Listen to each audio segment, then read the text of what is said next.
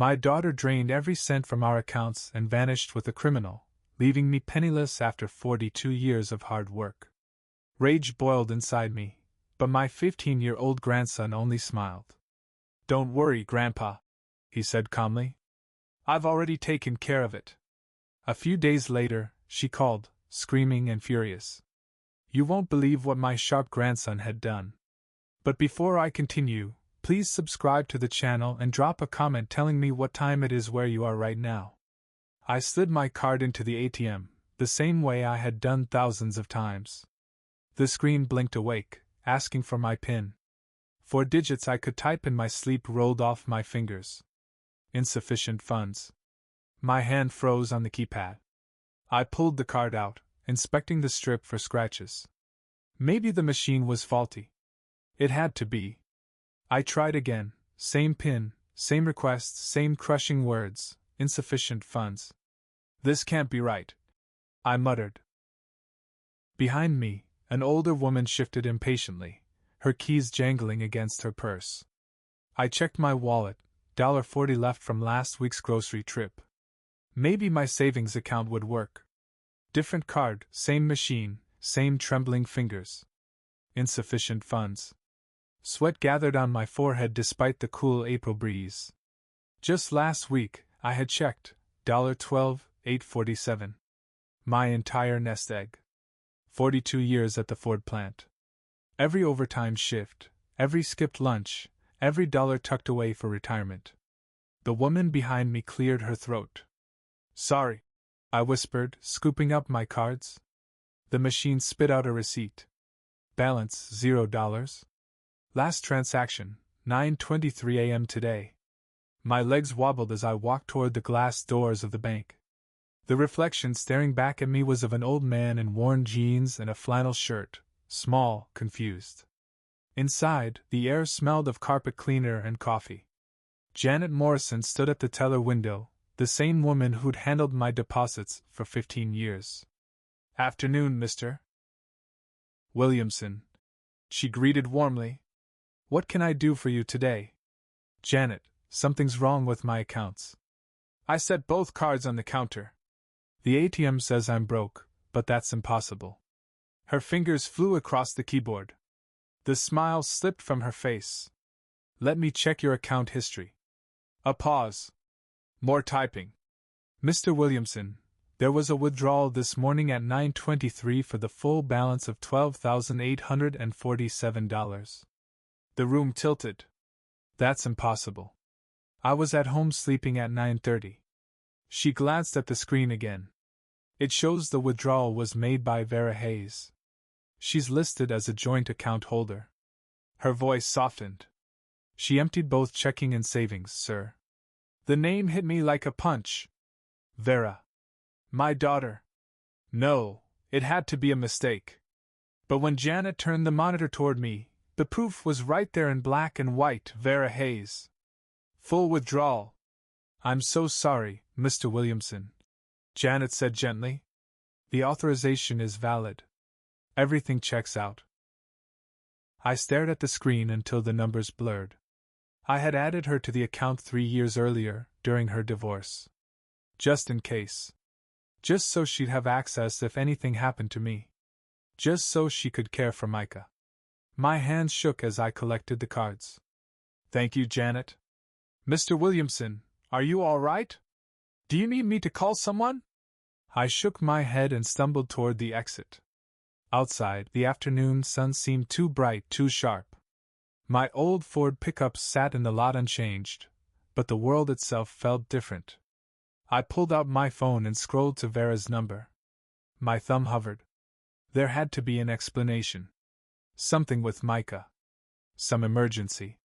She wouldn't rob me. Not her own father. I called. 5 rings. Voicemail. Her voice was cheerful, detached. "Hi, you've reached Vera. Leave a message and I'll get back to you." I hung up and called again. Voicemail. In the truck, I gripped the wheel, trying again. 3rd call. 4th. 5th. Each one unanswered. On the 6th try, she finally picked up. "Dad," she said flatly. I know why you're calling. Her voice was different. Cold. Ready. No surprise. No guilt. Just final. Vera, sweetheart, what happened to the money? Janet at the bank told me you withdrew everything this morning, but that can't be right. Silence. Only the faint roar of the highway in the background. It's exactly right, she finally said, each word landing heavy as stone. I took it all. Titus and I are starting over somewhere new. The phone grew slick in my sweating hand. But honey, that's everything I've worked for, my whole retirement. How am I supposed to live? You'll manage. You always do. Vera, please.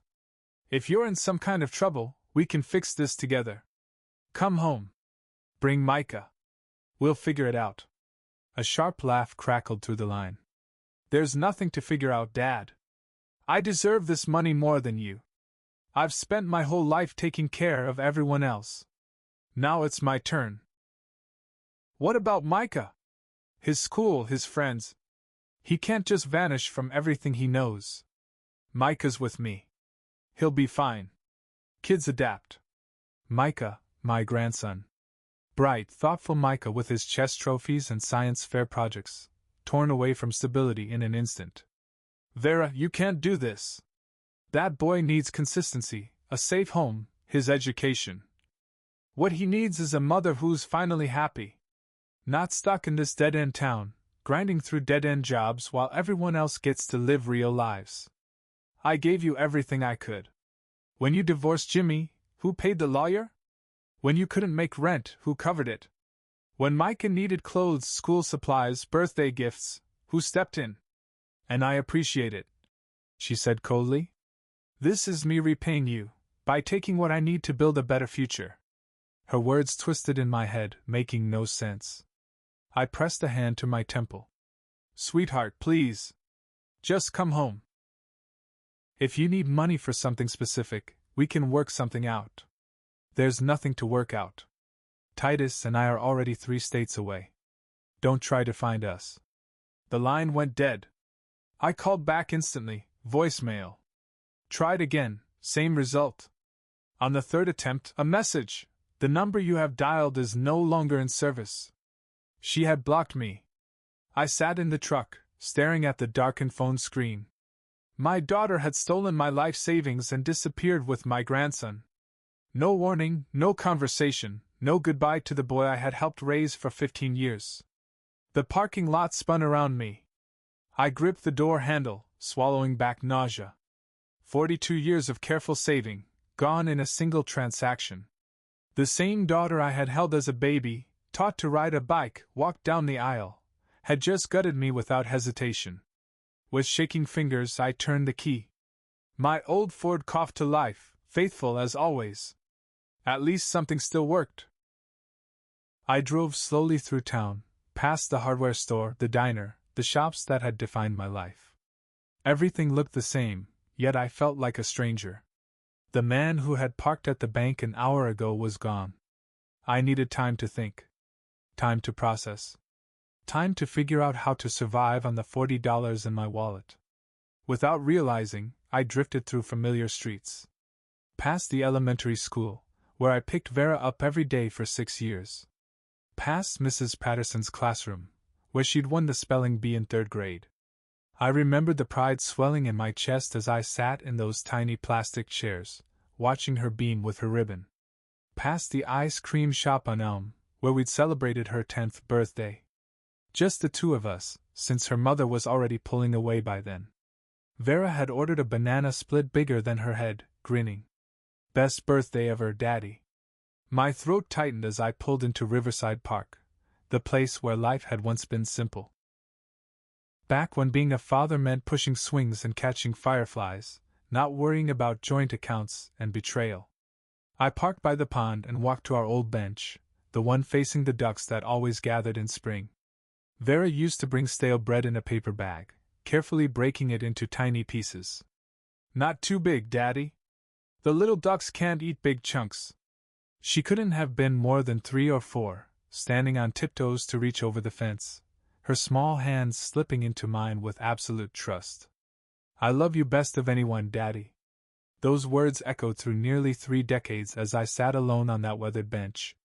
The ducks still paddled near the shore. But no little girl stood beside me now. No patient father explaining the difference between drakes and hens. I remembered teaching her to ride a bike right here, too. She'd been 7, nervous but determined, begging me not to let go of the seat as she pedaled. Around and around the path we went, her training wheels taken off that very morning, against her mother's protests.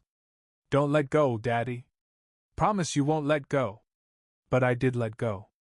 Eventually. I watched her wobble, steady herself, then soar forward with a grin so wide it lit up her whole face.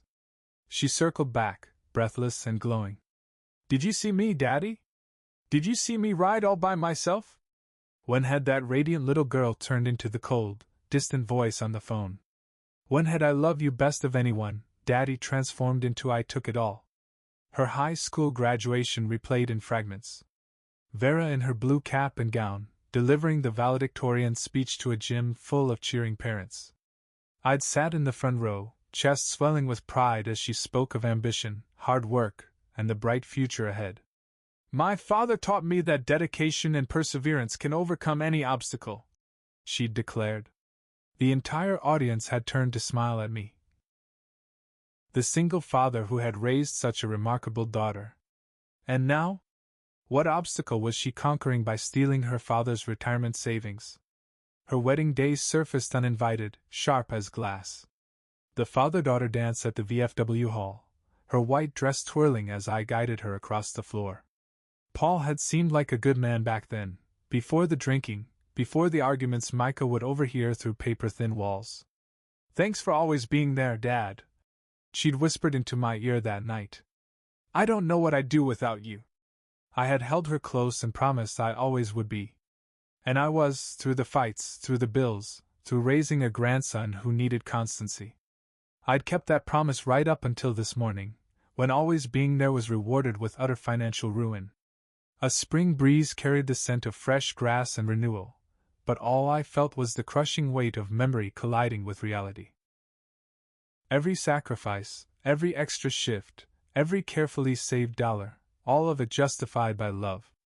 Love for a daughter who had just shown me that my love meant nothing to her. Where had that little girl gone? The one who once clutched my hand and called me the best daddy in the world. When did she learn to lie so smoothly? To plan betrayal while looking me in the eye and asking for help with the rent?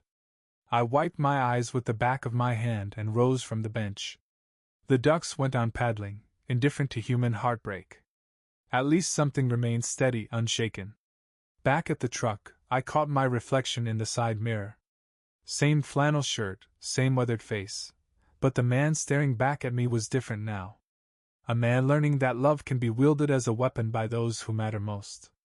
I drove home slowly, dreading what awaited. Micah's backpack would still be by the door from yesterday. His chess set still spread across the kitchen table where we'd been working on a tricky endgame. All the little signs of a life I had believed was steady and meaningful. My key hesitated in the lock. How do you step into your own house when the foundation of family you've built has just been torn apart? How do you face a grandson who doesn't yet know his mother has abandoned him? The key turned. I stepped inside. The house was unchanged, and yet nothing felt the same. I hung my jacket on the wooden peg I'd used for 23 years. The living room opened before me, filled with furniture that had witnessed decades of life, now hollowed by betrayal. Family photographs lined the mantel like evidence in a trial I was just beginning to face. I moved toward them, drawn by smiles from a past that suddenly felt like lies. The largest frame held Vera's wedding photo from 13 years ago, her radiant in lace, me in my best suit, both of us believing in a future that would never come true. My hands trembled as I lifted it. Paul Hayes had seemed like a prize back then, college-educated, steady job at the insurance company, polite and respectful when we first met.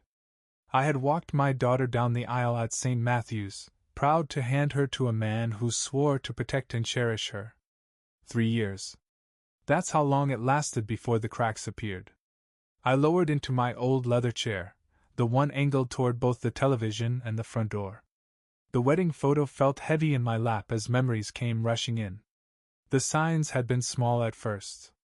Paul's jokes about Vera's cooking during Sunday dinners.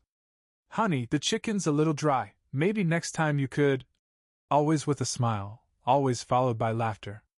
But I'd seen the way her face tightened each time. Then came the financial control. Vera needing permission for every purchase, receipts scrutinized, every dollar explained. My brilliant, confident daughter, the valedictorian, slowly shrinking into someone who apologized for buying her son new shoes. And then came the morning that seared itself into my memory forever. October 15th, 2022. A Tuesday. I was drinking coffee, reading the paper, when the doorbell rang at 7:30. Vera stood there in yesterday's clothes, her left eye swollen and purple. 3-year-old Micah clung to her leg, silent with the kind of fear children carry when their world has turned unsafe. "Dad, Paul hit me again. Please, can Micah and I stay here?" The word again sliced through me. How many times had there been an again I never knew about? "Of course, sweetheart. You're always welcome here." I said it instantly, without hesitation, without conditions. I opened my arms, my home, my heart to shield them from Paul's violence. That's what I always did. Every time Vera needed saving, I saved her. Every time she needed money, I gave it. Every mistake she made, I was the one to repair it. Every plea for help, my answer was always yes.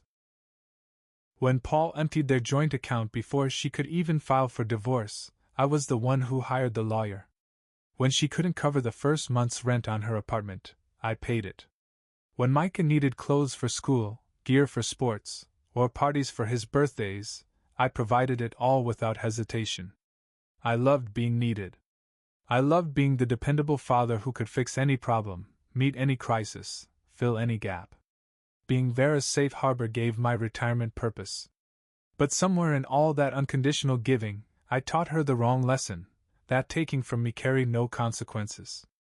That my money was hers by right, not by gift. That my love meant she never had to face the weight of her own decisions. I studied the wedding photo again, Paul's confident smile frozen in time. He had been a taker, too, just in another form. His taking came with fists and threats, while mine came with open arms and reassurance. But the outcome was the same. We both taught Vera she never had to be accountable. The faint sound of video game music drifted down from upstairs. Micah, still in his room, oblivious. Oblivious to the fact that his mother had stolen everything I'd worked for, my savings, my security, and vanished.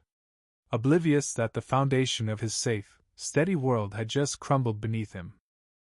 I placed the wedding photo back on the mantel and picked up the next frame. Christmas morning, 2023. The three of us by the tree, gifts piled high, every last one bought with my money. All smiles. All joy. None of us knowing that in 4 months, it would all collapse. When had I love you, Dad turned into I deserve this money more than you? When had my daughter decided that love was something she could exploit instead of cherish? The answer pressed heavy in my chest. I had taught her. Every rescue, every bailout, every unconditional yes had been a lesson in entitlement. Each time I shielded her from consequences, I kept her from learning that choices have weight. I hadn't just enabled her, I had helped create the very monster who had now destroyed me. Footsteps moved across the floor above me. Micah leaving his game. In minutes he'd come down expecting dinner, expecting the same routine we'd kept for 3 years. Homework at the kitchen table, chess after dinner, TV before bed. But how do you tell a 15-year-old boy that his mother has abandoned him? That the woman meant to protect him had instead chosen a thief over his security? I rose from the chair, knowing I couldn't put off the truth much longer. Micah deserved to hear it, even if it shattered his world as completely as it had shattered mine. The house suddenly felt smaller, its walls closing in. Every familiar object seemed to mock me, reminders of the life I thought was safe, the life where being a good father meant things would somehow work out. I moved toward the kitchen, desperate for action, for something to push back against the crushing weight in my chest. The kitchen greeted me with its worn warmth. Wooden counters etched with decades of meals. The old gas stove that still needed a match to light. The coffee maker that hissed and sputtered to life every morning at 6. Routine. Comfort.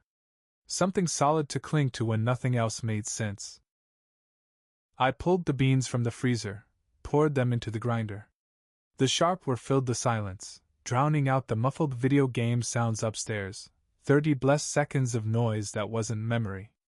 Water, filter, measured grounds, movements I could do blind after 20 years of repetition. As the coffee brewed, my eyes drifted to the kitchen table. 4 chairs around scarred oak. Each seat heavy with memory. Micah's spot by the window, always covered in homework. My chair at the head. Vera's across from me, where she had sat only months ago, smiling as she introduced the man who would destroy us. Dad, I want you to meet Titus. He's really special to me. January 15th. A bitter Sunday night. I'd been cooking pot roast, filling the house with the smell of comfort. She'd walked in with him trailing behind, black leather jacket in the dead of winter, scuffed motorcycle boots marking up my floor, and a smile that never reached his eyes. Dark tattoos climbed his neck in jagged lines, telling silent stories of prison time and poor choices. Nice place you've got here, Mr. Williamson. His voice was smooth, practiced, but it carried an undertone that put me instantly on edge. Solid security system, quiet street. Looks like you've built a real comfortable life here. I shook the hand he offered, feeling the rough calluses of hard labor, and caught the way his eyes swept over everything. The television in the living room, the framed family photos spanning 3 generations, the subtle markers of stability and security I'd never thought to guard. Vera's face glowed with pride as she clung to his arm like a teenager in love. Titus has had some rough breaks, Dad, but he's turned his life around. Haven't you, honey? Absolutely. Past is past. I'm all about the future now. His smile didn't convince me. Through dinner, his questions seemed casual but landed like probes. How long had I been with Ford? What kind of pension did I get? Did I own the house outright? Was Vera's name tied to any of my accounts? I answered politely, even while my instincts shouted warnings. Something about him was wrong. The way he placed a hand on my daughter's shoulder, claiming ownership. The way his grin widened when money came up. The way he examined my home like he was calculating its market value. But Vera, she was happier than I'd seen her in years. She laughed freely at his stories, defended his rough edges, excused his crude remarks as just honesty. And so, when they left, I stood by this same coffee maker, rinsing dishes, telling myself I was being too protective. Maybe Titus did deserve a second chance. Maybe whatever criminal past he clearly had was truly behind him. The very next morning, my neighbor Tom Rodriguez came by for his regular Tuesday coffee. A 15-year veteran of the force, Tom carried the weary look of a man who'd answered too many calls, domestics, robberies, assaults. He sat where Titus had sat the night before and shook his head. Interesting guest last night, he said. Recognized that bike from the department system. I ran the plates after he left. Guy's name is Titus Morrison. Records longer than my arm. Robbery. Fraud. Assault. Real piece of work. The coffee mug froze halfway to my mouth. How bad? I asked. Bad enough. 3 convenience store robberies in Michigan. A credit card scam that wiped out seniors' savings. Beat a man half to death in a bar 2 years back. He's a predator, Rufus. Targets vulnerable women, especially the ones with resources. My hand shook as I lowered the cup. What should I do? Keep him away from your family. Change your passwords. Move some money someplace Vera can't touch. This isn't the kind of man who changes, no matter what story he's selling. But I hadn't done any of those things. Instead, I told myself Tom was being too suspicious. Told myself Vera deserved joy after all the abuse Paul had put her through. Told myself that stepping in would only push her away again, just as I'd done with the 2 boyfriends before Titus. So I waited. I watched. I hoped. Hoped Vera's judgment would sharpen. Hoped Titus would prove me wrong. Hoped that love, hers and mine, would be enough to keep us safe. 3 months of hoping while Titus moved into our home. Learned our routines. Gained access to our accounts. 3 months of watching him charm Vera while every instinct in me screamed we were being hunted. The coffee maker beeped, snapping me back to the present. I poured a cup and sat in my usual chair, staring at the empty seat where Titus had once smiled, while plotting our destruction. I'd had everything I needed, a cop's warning, records of his crimes, my own gut screaming truth. And I'd done nothing. Fear had chained me. Fear of losing Vera's love.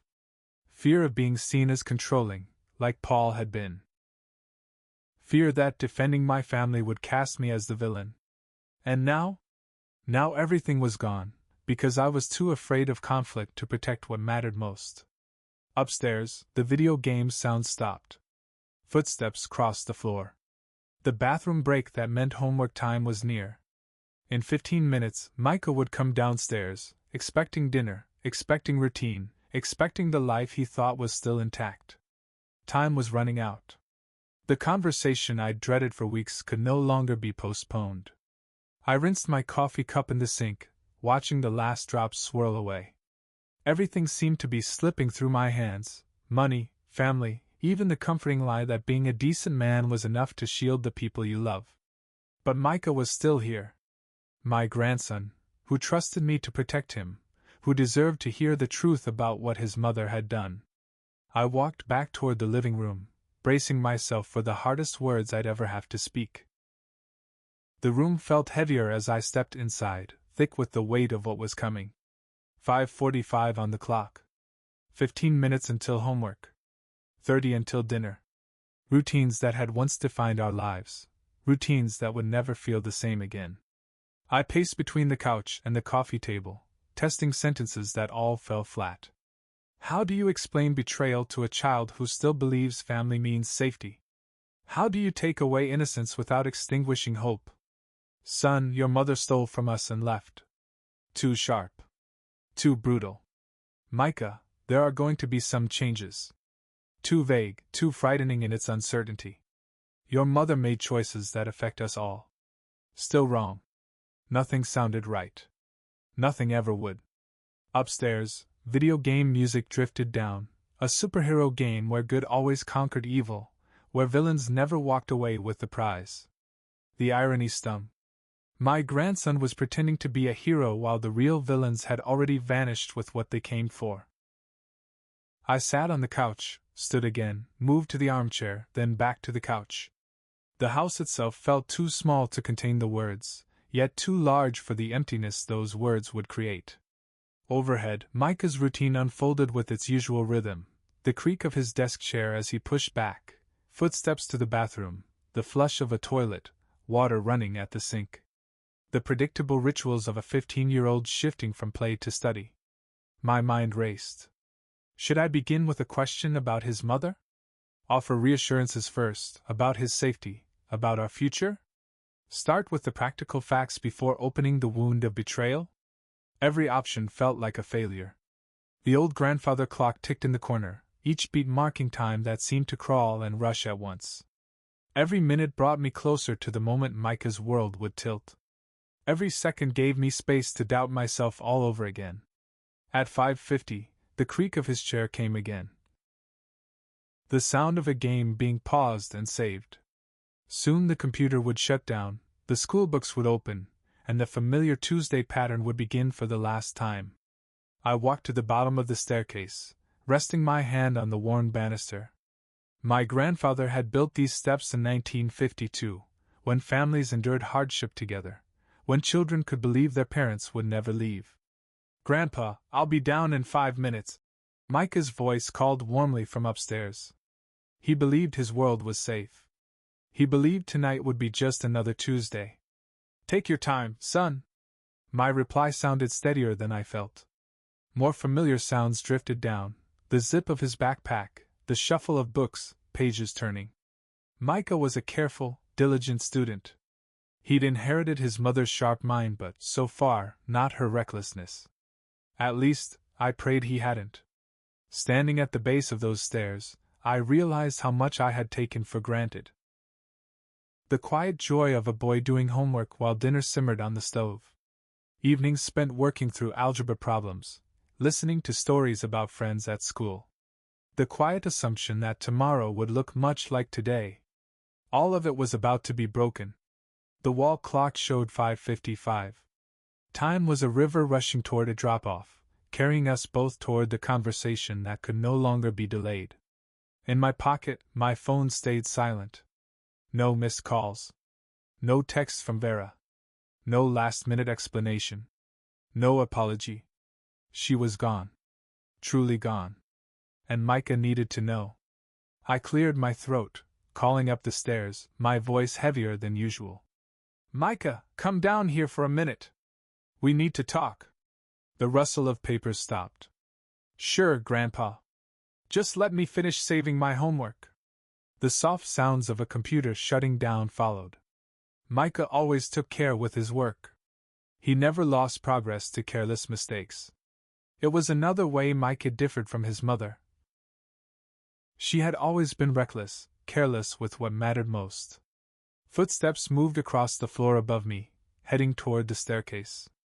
In less than half a minute, my grandson would appear with his usual grin and an easy question about dinner, and I would have to find the words to tell him that his mother had chosen a criminal over her own son's future, that the woman who was meant to love him most had traded him for money and a new life with a man who saw children only as burdens. The steps reached the landing. I saw the tip of his sneaker on the first stair, then another. My heart pounded as I braced myself to break the innocence of the boy I'd raised for 15 years. Here it comes. Time for the truth. But when Micah reached the bottom, his usual relaxed stride was paired with something unexpected, eyes calm, steady, too knowing for a 15-year-old. The words I'd rehearsed dissolved before I could speak. He sat beside me without being asked, close enough for comfort but not crowding, a gesture of someone ready for a hard talk, not stumbling into one unprepared. I reached for his hand, forcing the line I'd practiced. Son, I need to tell you something about your mother. I already know, Grandpa. His voice held no shock, no anger, just quiet acceptance and, beneath it, something protective. She took all the money. Left with Titus. The words struck me like ice water. My mouth opened, shut. How? When did you find out? I heard them Monday night. His tone was firm, measured. I was getting a glass of water. Their door was cracked. They were whispering about bank accounts and getting out clean. My mind reeled. Monday night. While I slept down the hall, believing my family safe under this roof, my daughter was planning to tear it apart. You've known since then? But you still went to school, did homework, ate dinner like nothing was wrong. I couldn't tell you yet. Micah's voice grew stronger, certain. I needed time to figure out how to handle it. And I wanted you to have one more normal day before everything changed. He rose suddenly and went to his backpack near the door. For 36 hours, my grandson had carried this alone, shielding me from heartbreak while I worried about shielding him. Don't worry, Grandpa. He returned with a manila folder and laid several papers on the coffee table. I already dealt with it. Dealt with what? He spread the papers with deliberate care, like a lawyer presenting evidence. The first sheet was a grainy black and white printout, Titus's mug shot, the word wanted stamped across the top. Titus robbed Murphy's Corner store last Tuesday, April 1st. Micah tapped the date. I found this on the Columbus Police Department website. There's even a reward.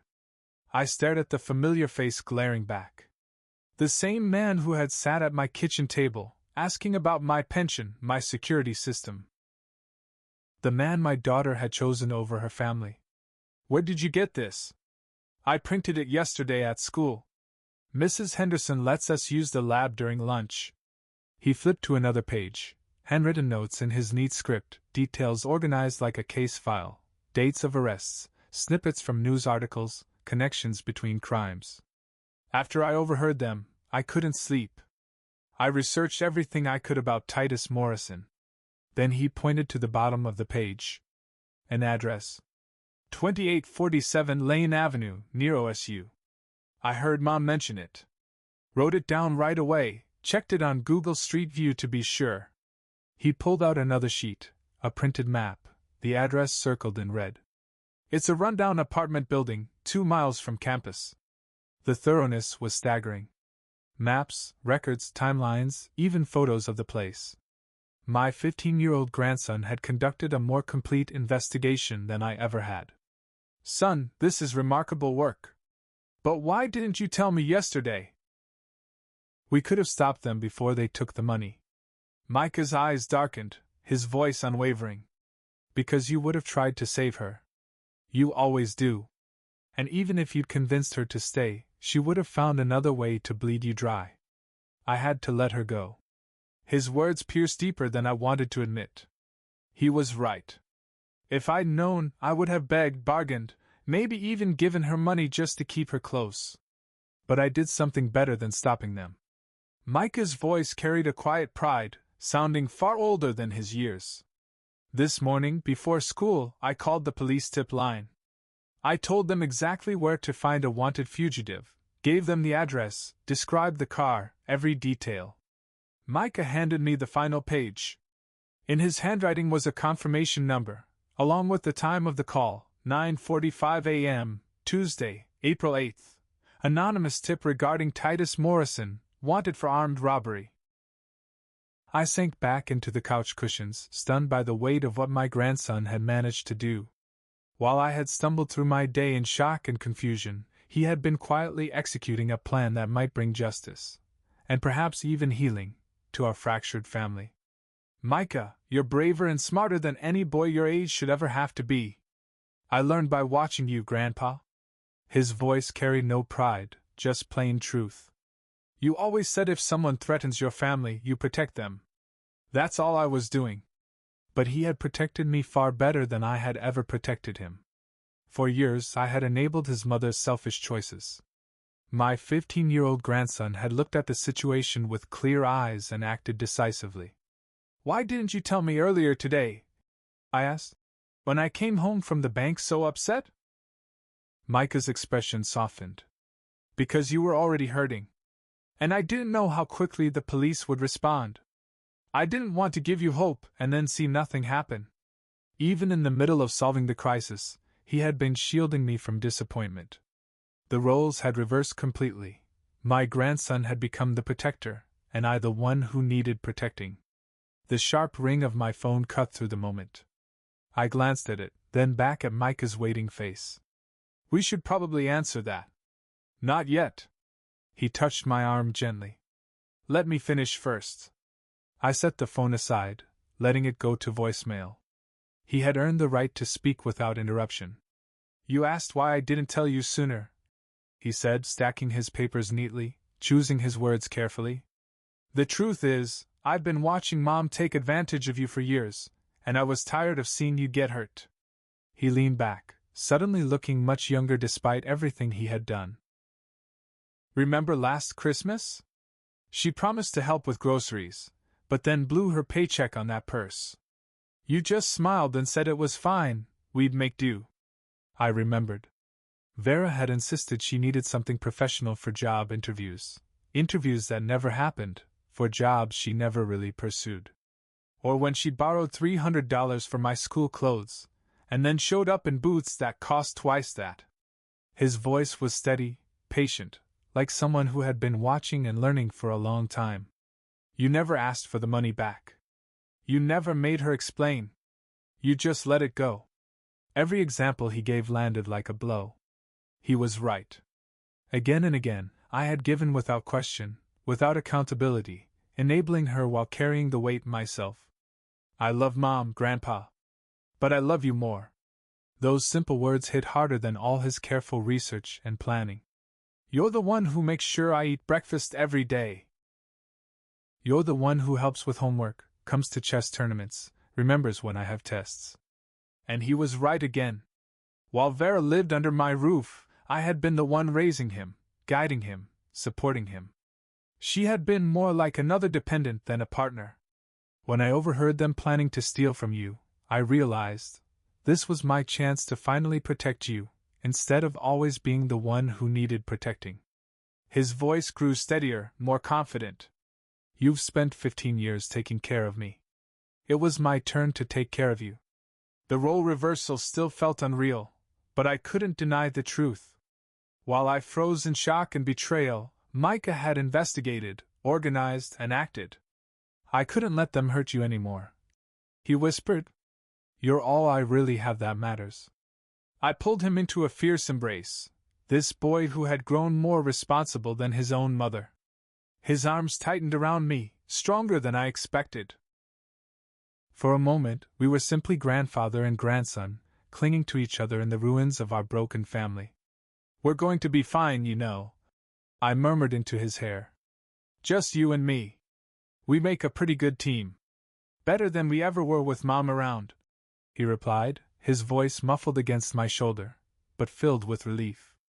I'd always feared she might pull something like this one day. At least now, the truth was out in the open. When we finally parted ways, both of us had tears in our eyes, but they felt more like tears of relief than sorrow. The crisis had stripped away the lies, but it also revealed the strength of what still held us together. So, what happens now? Micah asked, settling onto the couch beside me. If the police arrest them, do we get the money back? I'm not sure how the legal process works, I admitted. But even if we don't see a cent returned, we'll find a way to manage. I've got my pension, and you've got a good head on your shoulders. Between the two of us, we'll handle whatever comes next. Micah nodded, but the worry in his eyes lingered. No teenager should have to carry the weight of household finances, but this particular 15-year-old had earned the right to hear the truth. Are we going to have enough? He asked quietly. For groceries, the bills, everything? His question was practical, immediate, and far too heavy for someone his age. But it showed how much he already understood about our new reality.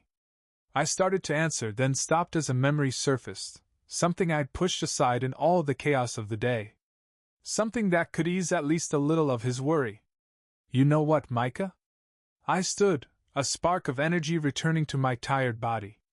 I just remembered something upstairs. His eyes followed me, curious. What kind of something, Grandpa? For the first time since discovering the empty bank account, I smiled. The kind of something your mother never knew existed. Wait here a minute. He started to rise. Should I come with you? Actually, yes. You should see this. The stairs felt lighter beneath my feet, despite the emotional exhaustion of the day. Micah trailed close behind, his curiosity so strong he took the steps two at a time to keep up with my urgency. My bedroom sat in the far corner of the second floor, furnished with the same reliable pieces I'd lived with for 23 years. The oak-framed bed, the dresser topped with family photos and everyday odds and ends, the nightstand with my reading glasses, and the little clock that woke me at 6 each morning. What are we looking for? Micah asked as I knelt beside the bed. A policy, I said, reaching underneath. Not the kind you buy from an insurance company, the kind you make yourself. My hand found the metal storage box I'd hidden 2 years ago. It slid out easily, heavier than its size suggested. Just a plain gray fireproof box with a simple latch, the kind you'd buy at an office supply store. I had purchased it for exactly this purpose, though I'd hoped I'd never need to open it. I set the box on the faded blue comforter. Micah's anticipation grew as I reached behind the framed photo of his grandmother and pulled out a small key. Your mother passed this room every day for 3 years, I explained, sliding the key into the lock. She never once asked what I kept in here. The lid opened to reveal neat stacks of bills, mostly 20s and 50s, with a few hundreds tucked in. Each bundle was secured with a rubber band, organized by denomination. 2 years' worth of careful, quiet saving. Micah's eyes widened. How much is in there? Let's find out. I lifted the first stack and began to count. 20 after 20 slid through my fingers, each one feeling like reassurance instead of loss. We spread the money out across the bed, stack by stack. Some bills were crisp, others worn, but all of them represented the small monthly deposits I'd set aside from my pension. Without Vera ever knowing. $1, $2.20 and 20s, I said, moving to the next pile. $8.50 in 50s. And $1,200 in hundreds. I double-checked the last stack. Grand total, $3,200. Micah stared at the cash spread before him, almost disbelieving. You've been hiding this the whole time? Not hiding, I corrected gently. Protecting. My grandfather lived through the Great Depression. He taught me never to keep all your eggs in one basket. Always have something set aside, something no one else knows about.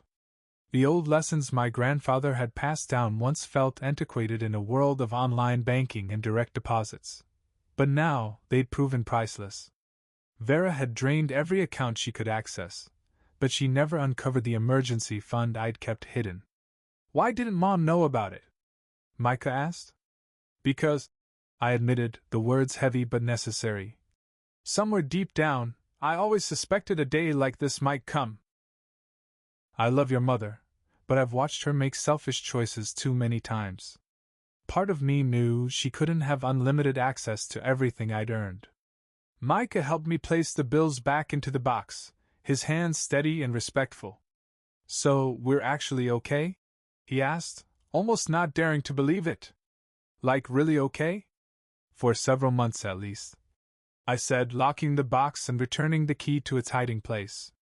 That gives us time to figure out our next steps, to make decisions about the future. And if the police recover what was stolen, maybe more. The relief on my grandson's face was worth more than all the cash inside that metal box. For the first time all day, he looked like what he was, a 15-year-old boy, not a teenager forced into the role of an adult. Can we go back downstairs now? He asked. I want to finish setting up the chessboard. Chess, our ritual for 3 years, a game of strategy that had come to symbolize stability and connection. After a day like this, it sounded perfect. Absolutely, I said, lifting the box. Let me put this back where it belongs first. Then we'll see if you've improved your endgame since last week. We descended the stairs together, the weight of the box in my hands feeling like a transition, from chaos to recovery. The house was unchanged, the same furniture, the same photographs, the same memories that included Vera. But now it felt like a home for 2 instead of 3, and somehow that felt truer, more honest, than what we'd had before. In the living room, Micah was already at the cabinet, pulling out the wooden chess set. His fingers moved with practiced ease, arranging the pieces on the coffee table as though muscle memory guided him. The simple act of placing pawns and setting rooks felt grounding, the exact kind of normalcy we both needed. I placed the storage box on the mantel beside the family photographs. A quiet reminder that foresight and planning could coexist with love and trust. Then I sank into my chair across from Micah. Your move, Grandpa, he said. But before I could reach for a piece, the phone rang. Its sharp, mechanical tone cut through the fragile peace we'd reclaimed. The chessboard sat untouched between us as I stared at the old rotary phone. 8:30 was late for casual calls in our quiet neighborhood. The ring sounded harsher, more insistent than usual, shattering the calm like a blade. Micah's eyes lifted to mine. We didn't need words. We both knew who it was. I rose slowly, each step deliberate, and picked up the receiver. The black phone felt heavy in my hand, as though it already carried the weight of the storm waiting on the other end. Hello, Dad? Vera's voice erupted so loudly Micah could hear every word from across the room. How could you betray me like this? Titus has been arrested. The police took everything. How could you do this to me? I held the phone slightly away, motioning for Micah to remain still. He needed to hear this, to understand the cost of his courage, but he also needed protection from his mother's fury. Where are you, Vera? Are you safe? I asked evenly. Safe? She spat. I'm broke and alone because of you. The police knew exactly where to find us. They knew about the money, the address, everything. You called them, didn't you? Don't lie to me. The moment had come. I could tell her the truth, that it was Micah who had sounded the alarm, or I could shield him, absorb the blame, and protect him from her rage. Yes, I said, my voice steady. I called them. Silence stretched for a long, suffocating moment. Then Vera's voice returned, lower now, edged with venom. I can't believe you turned your own daughter into the police. You stole my life savings, I said calmly, firmly. You ran off with a criminal and left me with nothing. That was 42 years of work, Vera. Gone. It was just sitting there in those accounts, she snapped. You weren't even using it. It was my retirement fund, my safety net, my backup for emergencies, my assurance against the unexpected. Each word Vera spoke felt like another nail being driven into the coffin of what had once been our relationship. You had no right to take it. I'm your daughter, she said, voice trembling with self-pity that was both familiar and infuriating. I deserve better than that tiny town, those dead-end jobs, never getting anywhere. Titus could have given me a real life. We could have started over somewhere new, with stolen money and a man wanted for armed robbery. He's trying to change. People can change, Dad. I glanced at Micah. He was listening intently, taking in every syllable, learning the harsh lessons of loyalty, consequences, and responsibility. My grandson had risked everything to protect me from Vera's selfishness, and now she demanded sympathy for the damage her own choices had wrought. The money is gone, I said steadily. Vera confiscated it as evidence. Titus is in jail. And you? You're exactly where your decisions have put you. This is all your fault, she shrieked. I'm homeless and penniless because you wouldn't just let me be happy. I drew the words from deep inside me, from months of pain and frustration. You abandoned your son. You stole from your father. You ran away with a criminal. Those were your choices, Vera, not mine. Through the phone, I could hear traffic hum in the background. She was somewhere public, a payphone or someone else's cell, probably with nowhere to go and no money for even the basics. And yet, she was still blaming everyone but herself. You've ruined everything, she spat. This was my chance at real happiness, and you destroyed it. I held the phone away, letting her words crash over me while Micah moved closer, standing just behind my chair. His presence gave me the courage to speak what needed saying. I protected my family, I said quietly. From you. The line went silent. Only her ragged breathing filled the space. When she spoke again, her voice had changed, controlled, measured, icy. This isn't over. What do you mean it isn't over? I asked, though part of me already feared the answer. I mean you haven't heard the last from me. I'm stranded here because of you. I need money to get back on my feet. The money you stole is gone, confiscated by the police. Send me something, anything. I'm your daughter.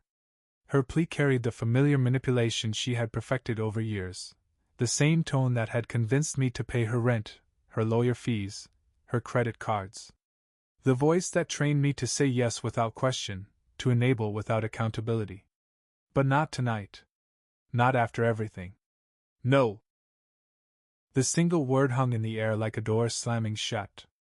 What do you mean, no? Her disbelief was sharp. I'm homeless. I have nowhere to go. No way to buy food, find shelter. Then you should have thought about that before stealing from your family and running away with a criminal, I said, my voice steadier than I expected. Those are the consequences of your choices, Vera. You can't just abandon me. I'm your child, and Micah is your child. I looked at my grandson.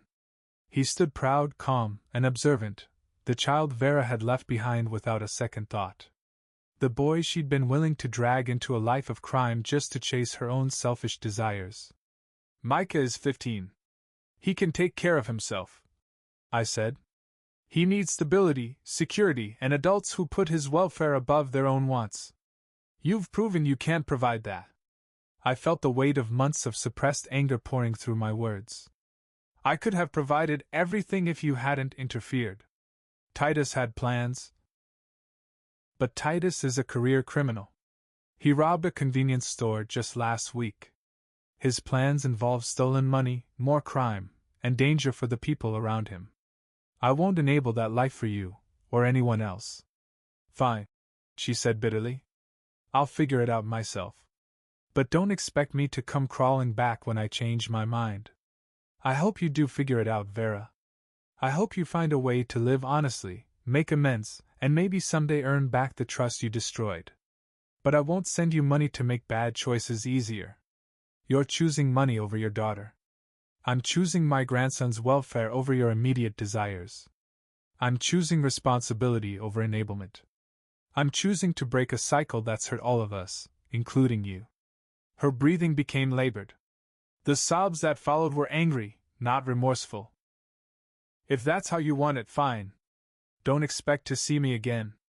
No calls, no letters, no visits. Don't expect to meet any grandchildren I might have. You've made your choice, and I'm making mine. The threat was designed to wound, to push me into doubt, to make me reconsider. But sitting there with Micah beside me, surrounded by the calm, stable life we were rebuilding, it sounded more like a promise than punishment. If that's what you choose, Vera, I said gently, I'll be sad, but I'll understand. The door will always be open if you return under different circumstances, if you're ready to be accountable, to make amends, to contribute instead of just taking. You mean if I'm ready to crawl back on my hands and knees and beg forgiveness for trying to build a better life? She spat. I mean if you're ready to acknowledge that stealing from your family and abandoning your son were wrong choices. If you're ready to earn trust instead of demanding it. Well, I'm not ready for that, she said, her voice cold and final. And I never will be. The daughter I had raised, the girl I taught to ride a bicycle, the woman I helped walk down the aisle, the one I rescued from an abusive marriage, was now standing on the edge of cutting herself out of our lives forever rather than accept responsibility for her choices. I love you, Vera. I always will. But I won't enable your destructive choices anymore. Save it for someone who cares. The phone line went dead with the harsh slam of a receiver hitting its cradle. I stood there, holding the silent phone for a long moment, absorbing the finality of what had just happened. 38 years of being Vera's father had ended with a dial tone. Micah's arms slipped around me from behind, a 15-year-old boy offering comfort to his grandfather in the aftermath of losing a daughter. I set the phone down and turned to embrace him properly, both of us understanding that the new configuration of our family had become permanent. We held each other in the quiet living room, surrounded by chess pieces and family photographs, enveloped in the accumulated warmth of a home that had weathered its worst storm and emerged stronger for it. 2 months passed like pages turning in a book of ordinary days. Spring yielded to early summer, and the crisis of April receded into a memory, rarely intruding on the rhythm we had established. Micah finished his sophomore year with grades that would have made any parent proud, the best semester since middle school, accomplished without the constant stress of his mother's financial demands and emotional chaos. I discovered the pleasure of full-time grandfathering, cooking breakfast every morning, helping with homework each evening, attending school events without the looming anxiety of whether Vera would show up and stir trouble. We developed our own rhythm, grocery shopping on Tuesdays, chess lessons on Thursday evenings, weekend projects around the house, all approached by Micah with the confidence of a boy who finally felt secure. The $3,200 I had hidden proved more than enough for our careful lifestyle. My pension covered the essentials, and Micah contributed with a summer job mowing lawns. In those 2 months, he grew taller, more self-assured, carrying himself like a young man who understood the value of his own contributions. We rarely spoke of Vera. Her absence became as natural as her former presence had been disruptive. The house felt larger without her constant crises, more peaceful without the tension of anticipating the next emergency that might drain our resources or emotional reserves. Thursday, June 6th, was warm and quiet.